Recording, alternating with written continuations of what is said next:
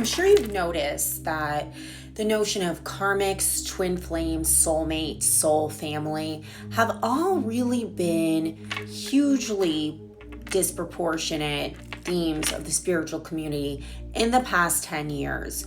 Why is that? Why haven't we encountered this as strongly in the past?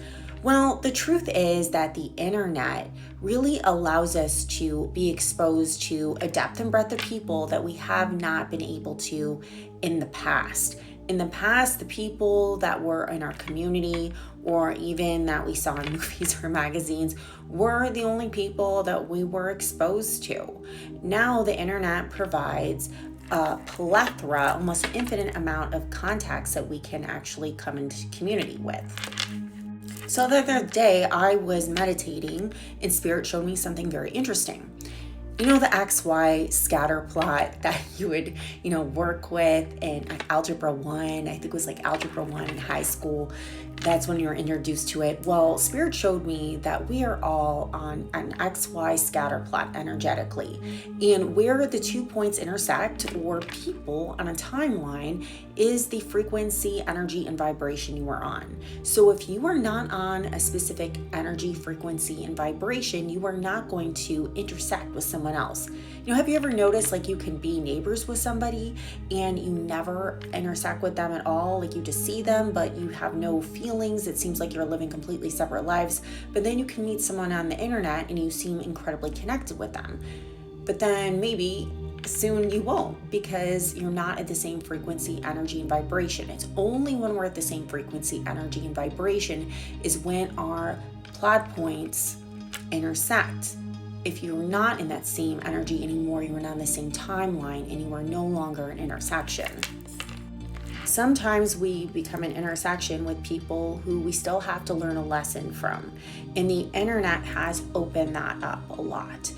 That does not mean that you have to go physically meet this person or even have a conversation with this person.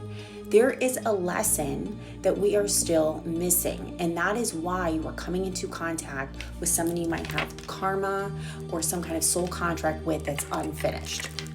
I've had some clients tell me that, and just people I know too, that they're upset because they feel like this person didn't fulfill the obligation of the karmic contract that they themselves were seeing in the Akashic record. Or even when I ran a synastry reading and I looked at how the North Node or the South Node or vertex or their anti-vertex were, intersecting with this person's chart, they didn't feel like, okay, well, this is supposed to be a romantic relationship. That didn't happen. Or, we were supposed to be friends and that didn't happen. Remember, nobody owes you anything. Nobody owes you anything, okay? We only start to owe them things is when we create karma. So we have to be very careful with that. The only thing people owe you is respect, but sometimes people don't even do that, and then they create karma. So if you're wondering why you are encountering somebody, you're intersecting with somebody, and you don't like their frequency, that means that you need to change your frequency. Okay? You need to change what you are doing in your life. You need to change how your energy is expressing itself, what you are manifesting, and that is completely up to you.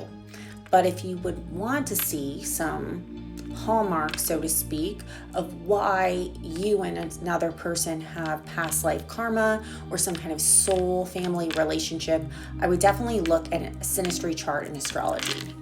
You can run this yourself on astroseek.com or astro.com. I would not recommend one of the apps like CoStar or Time Passages. I would recommend looking at it for yourself or hiring a professional astrologer such as myself or someone who you feel aligned with. Some of these typical hallmarkers are South Node and North Node with personal planets, especially Venus, Mars, Sun, Mercury. Also, the vertex and anti-vertex, either in a conjunction with each other or other personal planets or a node. Also, other angles intersecting. So angles would be ascendant, descendant, MC, or IC. And Juno conjunction. So Juno is the asteroid of marriage and soul contracts. Juno is very powerful and will explain your soul contract with somebody else, especially if you are soul family. You might also want to look at Pluto because Pluto can create a lot of karma. So it is natural to feel an instant connection with somebody, even if they are a celebrity, but that does not mean they owe you anything.